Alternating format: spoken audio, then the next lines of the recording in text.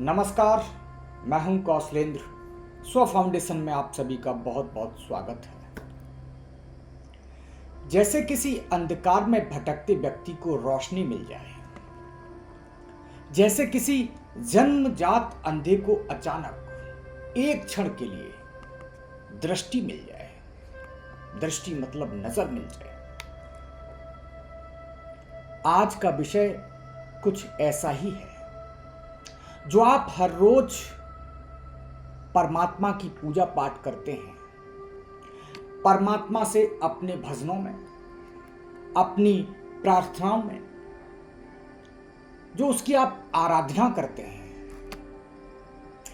इससे ये बात तो स्पष्ट है कि बात साफ है कि आपको परमात्मा के अस्तित्व पर पूरा भरोसा है, इसलिए तो आप उसको पूज रहे हैं, इसलिए तो आप अपने आप को सुरक्षित मानते हैं, क्योंकि आप परमात्मा में विश्वास करते हैं। लेकिन मानने और जानने में उतना ही अंतर है जितना कि झूठ और सच में, उतना ही अंतर है जितना अंधकार और प्रकाश में। मानने से तो कुछ भी नहीं होगा। आप अंधकार को भी मान सकते हैं या प्रकाश को भी, लेकिन इससे आपको हासिल क्या होगा? आप झूठ को भी सच मान सकते हैं। यह सब मानने का खेल है और मन का खेल है। आपका मन आपसे क्या खेल रहा है, यह बेहद महत्वपूर्ण है। आप कुछ भी मान सकते हैं, इसमें क्या जोर लगता है आपका। लेकिन अगर आप जानने का प्रयास करेंगे तो फिर बहुत से प्रश्न आपके सामने खड़े हो जाएंगे। प्रश्नों की एक लंबी लिस्ट आपके सामने घूमेगी, जिसमें प्रश्न होंगे कि परमात्मा क्या है, परमात्मा कौन है, कहां रहता है, कैसा दिखाई पड़ता है, कि क्या परमात्मा के भी हाथ पैर हैं, चेहरा, आंख, नाक, कान, मुंह। क्या परमात्मा की भी आपकी तरह ही कुछ जरूरतें हैं, जैसे खाना, पीना, सोना, रहना। परमात्मा का धर्म कौन सा है? क्या परमात्मा हिंदू है या मुसलमान है या सिख है या ईसाई है? और प्रश्न खड़ा होगा कि क्या परमात्मा को देखा जा सकता है? प्रश्न खड़ा होगा कि क्या परमात्मा से मिला जा सकता है? अगर वास्तव में परमात्मा है तो वह दिखाई क्यों नहीं देता? क्या परमात्मा को छिपकर रहना पसंद है? अगर हां, तो क्या परमात्मा आप लोगों से डरता है जो उसे छिपना पड़ रहा है? जब परमात्मा के अस्तित्व की बात होती है तो ऐसे ही कितने ही सवाल आपके मन में पैदा होंगे और होने भी चाहिए। ज्ञान क्या है? क्यों करना है? क्या ध्यान में परमात्मा के दर्शन हो सकते हैं? क्या ध्यान के लिए शाकाहारी होना जरूरी है या फिर ध्यान के लिए ब्रह्मचर्य का पालन जरूरी है? आध्यात्मिक दुनिया में जब से मैंने कदम रखा है, बहुत से मित्र पूछते हैं कि काम वासना से बहुत परेशान हूं, क्या करें?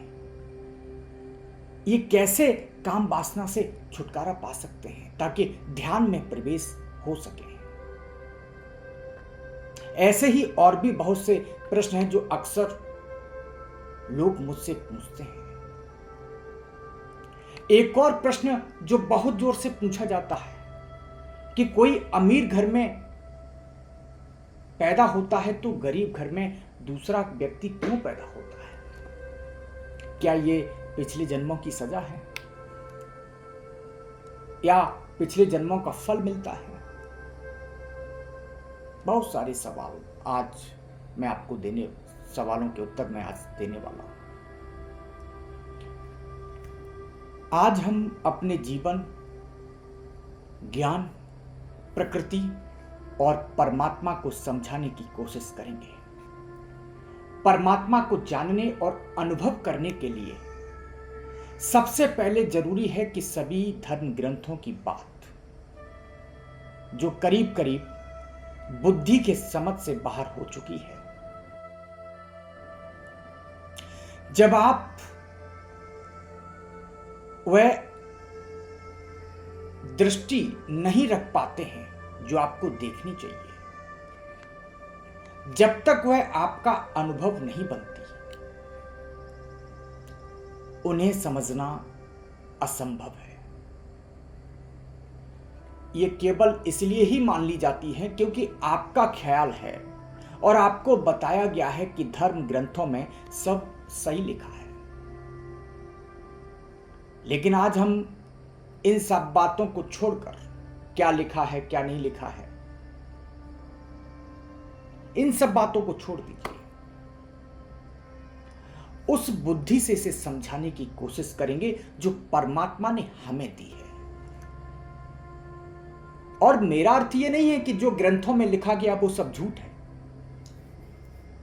ग्रंथों में तो जो लिखा गया है वो सच लिखा गया है,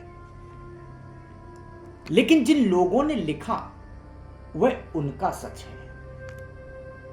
उन्होंने उस सच को जिया है, जाना है, अनुभव किया है और उसे अपने अनुभव से जानकर ही लिखा है। लेकिन अगर आप सिर्फ उसे मानकर ही सच मान लेंगे तो यह आपके लिए झूठ भी हो सकता है। वह किसी और का सत्य है, आपका सत्य नहीं। उत्सुकता है क्योंकि वह किसी और का अनुभव है, आपका अनुभव नहीं है। आपको तो स्वयं अनुभव करना पड़ेगा। सच तो यह है कि तभी परमात्मा की दिशा में जाएंगे। आपका अनुभव होना चाहिए। जब आप इसे अनुभव करना चाहेंगे और अनुभव करने के लिए आप स्वयं को जानना चाहते हैं, तो आज पूरे धैर्य से समझने की कोशिश करेंगे। हम इस विषय में बिल्कुल सरल तरीके से आपको समझाना चाहते हैं ताकि ये सभी को आसानी से समझ आ जाए। आध्यात्मिक दुनिया में कदम रखने के बाद जब मैंने परमात्मा पर बात की तो बहुत सारे लोगों ने हमसे पूछा कि क्या मैंने परमात्मा को देखा है। तो मेरा जवाब था कि मैंने परमात्मा को देखकर ही नहीं, हर रोज देखा है, हर तरफ देखा है। इसलिए मैं आपको भी दिखाना चाहता हूं, लेकिन आप देखेंगे तो अपनी आंखों से ही, मेरी आंखों से नहीं देख सकते। अनुभव तो आपका ही होगा। मेरा अनुभव किसी काम, आपके काम आने वाला नहीं है, किसी के भी काम आने वाला नहीं है। अगर आपकी आंखें बंद हैं और आप कहें कि दिखाओ, तो कैसे दिखाया जा सकता है? पहले एक बार आप अपनी आंखें खोलिए, फिर आपको कुछ भी कहना नहीं पड़ेगा, कुछ भी पूछने की जरूरत नहीं होगी। इसके लिए थोड़ा समझना जरूरी है। आपके पास एक दो प्रकार की बुद्धि है। एक वह बुद्धि है जो आपको दूसरों से मिली है, जो जीवन भर दूसरों ने आपके दिमाग में भरी है, और अब उसे ही आप उसे अपनी बुद्धि मानते हैं, क्योंकि आप भूल गए हैं कि आपके पास भी एक बुद्धि है जिसे आप प्रकृति से लेकर पैदा हुए हैं, जो एक सिस्टम से आती है। जैसे मैं कहूं कि काल्पनिक तौर पर मान लीजिए कि आपका एक रंग है, मान लीजिए आपका लाल रंग है, जो कि आपका वास्तविक और ऑर्गेनिक रंग है, ओरिजिनल रंग है। लेकिन फिर पूरा समाज और पूरा संसार मिलकर आपके ओरिजिनल रंग पर काला रंग करता चला है। आपके असली रंग को उसके नीचे दबा दिया जाए तो आप बिल्कुल ही भूल जाते हैं कि आपका असली रंग क्या है। ठीक उसी प्रकार आपकी बुद्धि के साथ किया जाता है। आपको बाहर का विचार दिया जाता है,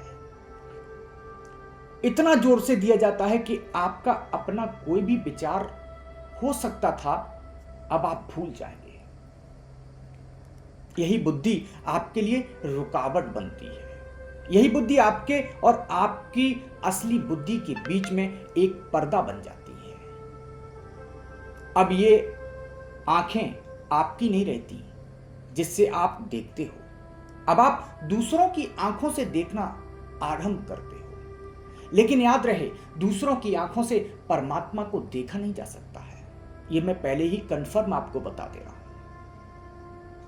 जब दूसरों की आंखों से परमात्मा को नहीं देखा जा सकता, उसी तरह से दूसरे की बुद्धि को परमात्मा को समझना असंभव है।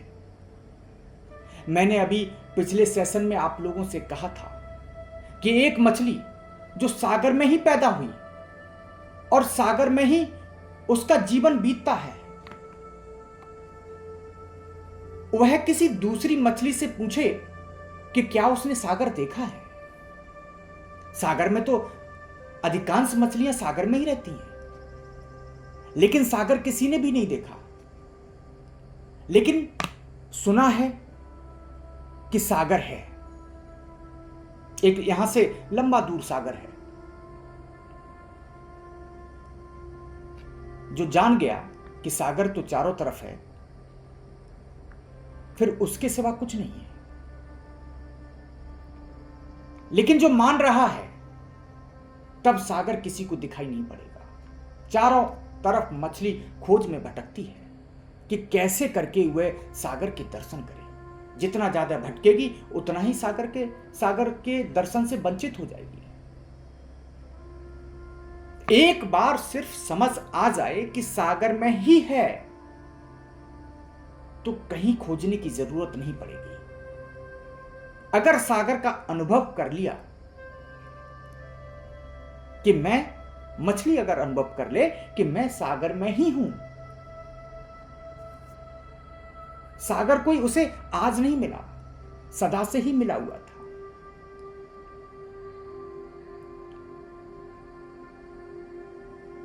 यही तो असली परमात्मा है। आज से कुछ दिन पूर्व मैंने परमात्मा पर भी कई वीडियोस, कई सेशन में ले चुका हूं।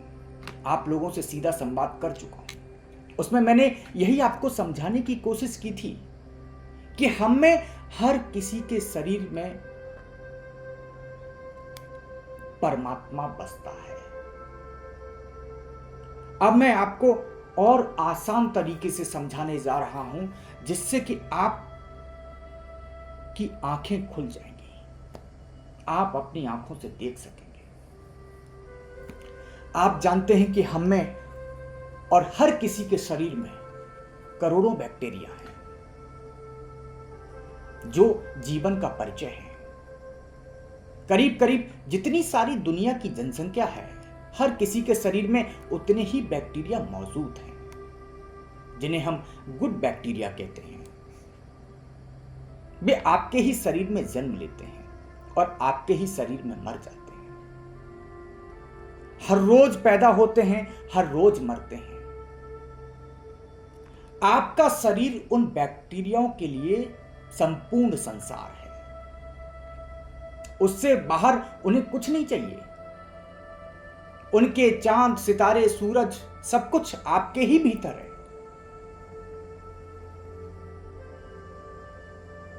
बैक्टीरिया के लिए आप परमात्मा, आप भगवान हुए।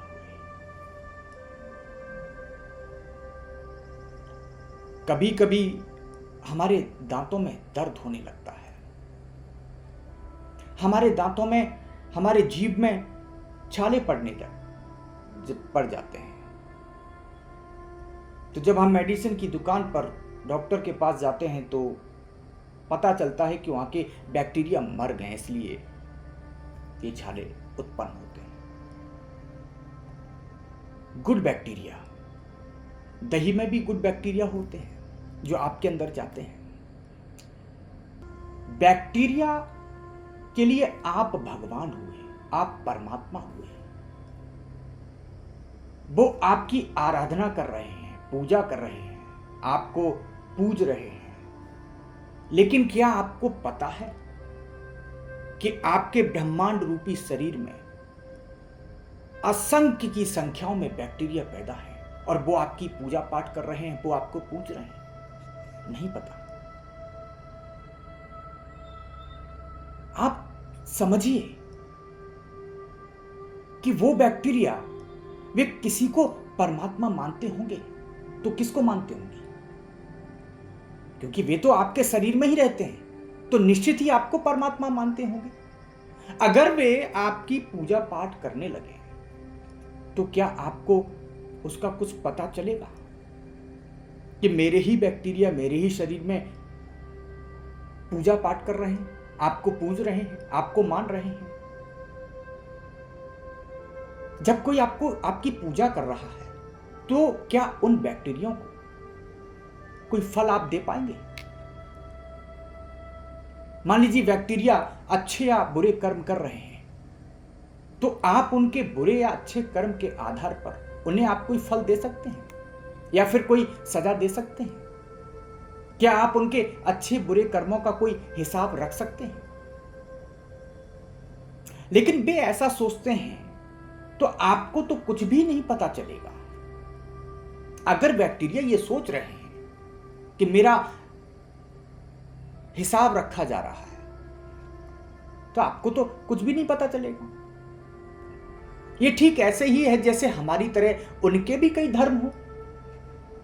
कुछ बैक्टीरिया अपने आप को हिंदू समझते हो, कुछ मुसलमान समझते हो, कुछ बैक्टीरिया ईसाई समझते हो, उन्होंने भी अपना धर्म बांट रखा। लेकिन क्या आपको कोई फर्क पड़ेगा? आपको पता है आपके अंदर रहने वाले बैक्टीरिया का धर्म क्या है, लेकिन वे ऐसा मानते हैं। क्या उनका जन्म और मृत्यु आपके हाथ में है? जबकि बात बिल्कुल उलट है। ये बैक्टीरिया ही आपको जीवित रखते हैं। अगर ये सभी मर जाए बैक्टीरिया, तो आप एक पल भी जीवित नहीं रह पाएंगे। किसी डॉक्टर से जाके आप पूछिए तो वह आपको बता पाएगा कि अगर आपके मुंह में छाले या जख्म हो जाते हैं तो उसका कुल कारण इतना होता है कि मुंह को प्रोटेक्ट करने वाले बैक्टीरिया की लेयर हट गई है, जो आपके मुंह के अंदर की खाल को सुरक्षा देती है। तो हर जर्रा चमकता है अनबर ए हिलाई से, हर सांस ये कहती है कि हम हैं तो खुदा भी है। ये बिल्कुल ठीक है कि हर जर्रे जर्रे में उसी परमात्मा की रोशनी है, उसी परमात्मा की चमक है। लेकिन परमात्मा तभी तक है जब तक आप हैं। अगर आप नहीं हैं तो परमात्मा का कोई अर्थ नहीं रह जाता। अगर इन दो उदाहरणों से भी आप परमात्मा को समझ नहीं पाते, तो मुझे नहीं लगता है कि किसी और तरीके से आपको परमात्मा को समझाया जा सकता है, परमात्मा को दिखाया जा सकता है, परमात्मा को महसूस कराया जा सकता है।